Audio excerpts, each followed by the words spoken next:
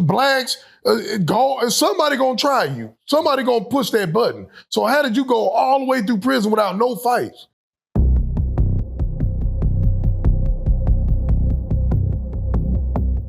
Now, I didn't done these prison stories well enough to where we didn't invited a few people on where I don't mind speaking on some of the stories we heard before. And I know you said, of course, off camera that, you did real time to where you could kind of peep and see when someone is probably fabricating a little bit, as far as these prison stories. Definitely.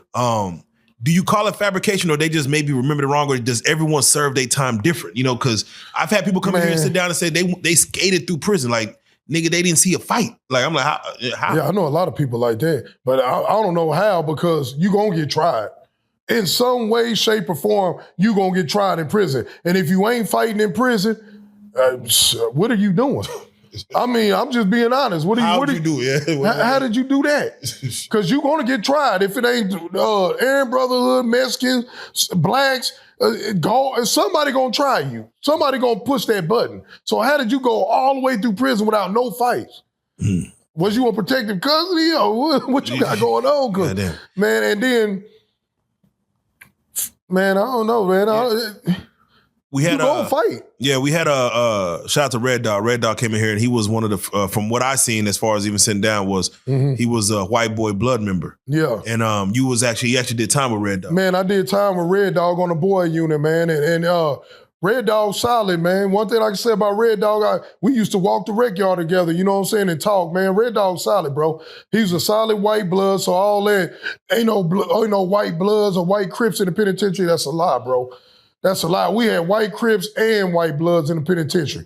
Yeah. You know what I'm saying? Now, Red Dog was solid. Red Dog gonna fight. He gonna stand for what he believe in. He represented that stop six. You know what I'm saying? And then, you know what I'm saying? He was real. He held it down. And, I'm gonna tell you if he didn't, I'm gonna be like, nah, hell, you know what I'm saying? Yeah. He was real, bro. He was real. He didn't have no problems. The niggas knew he rep what he rep. You know what I'm saying? And he stood on that. How does it work though when Bloods and Crips come together?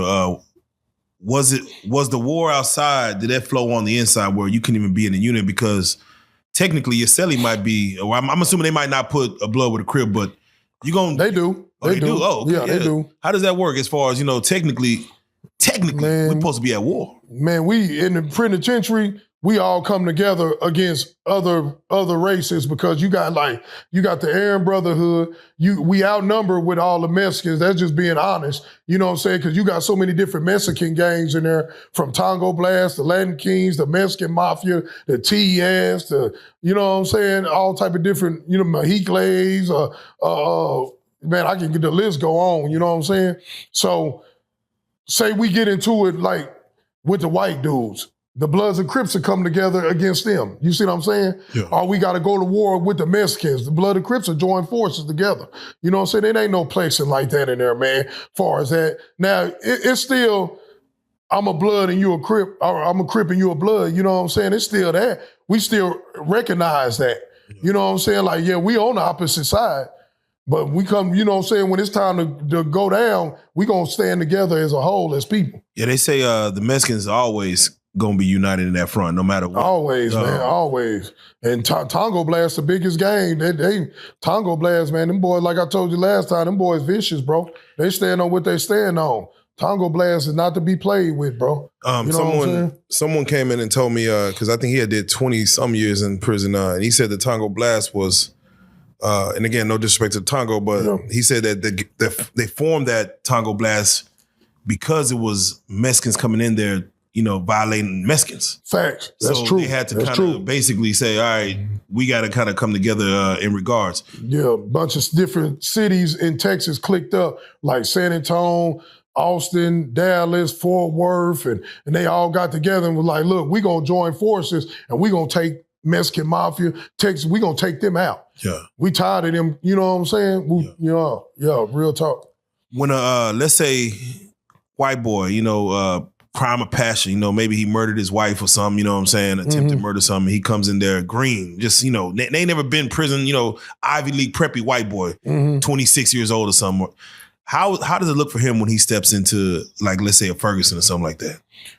Well, shoot, when he come in there, it's either, you know what I'm saying, man up or bow down. You know, they used to have a saying, what's that saying? You gonna fight, fuck, or bust a 60. Yeah. You know what I'm saying?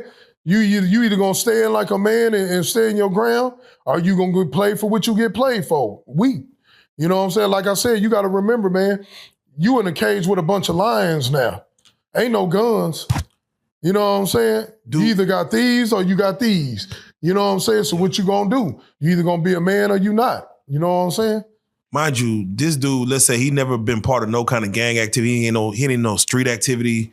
Again, crime of passion got him locked up. Yeah. Whose wing does he get under? Like when he gets in there, does he just do like, I'm gonna do my own time, or who's gonna take him under a wing? Because again, you know. And you saying he's Caucasian? Caucasian, yes. Well, the white guy's gonna come at him. The Aryan Brotherhood, all white knight, all the white race groups, they gonna come at him and be, you know what I'm saying, try to get him down. If he don't get down with him, they gonna break him. They gonna try to break him at least.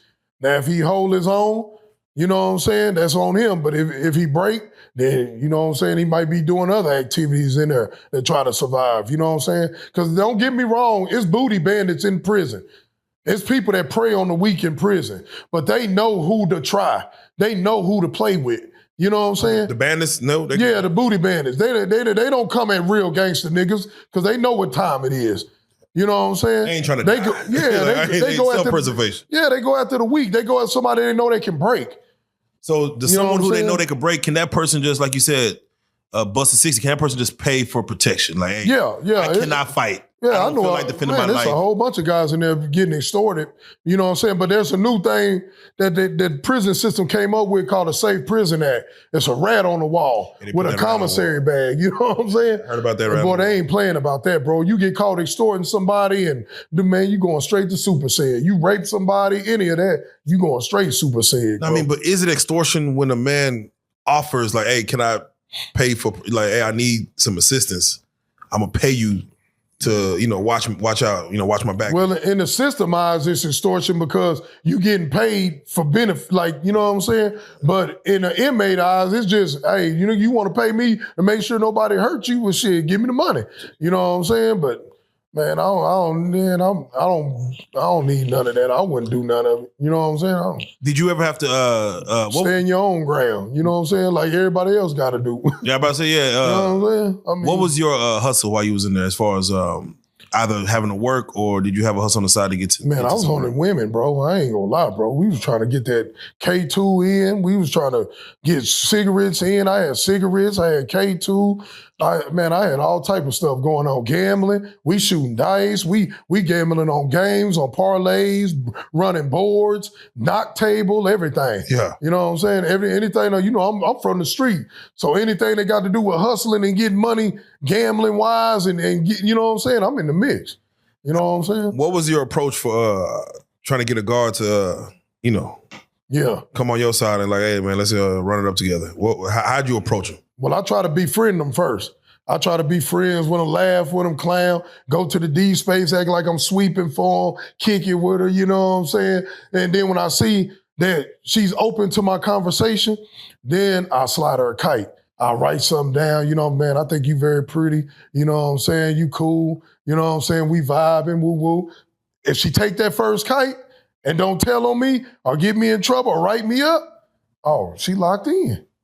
She locked in. She good. She good. What was the benefits for the guard to get in business with either you or just any inmate? What's their benefit? Well, it's the difference if it's really on you, because you can have your family out in the world, meet them and give them money, you know what I'm saying? Like help pay their bills at the same time. You know what I'm saying? Or like some guys, they just in it for the relationship.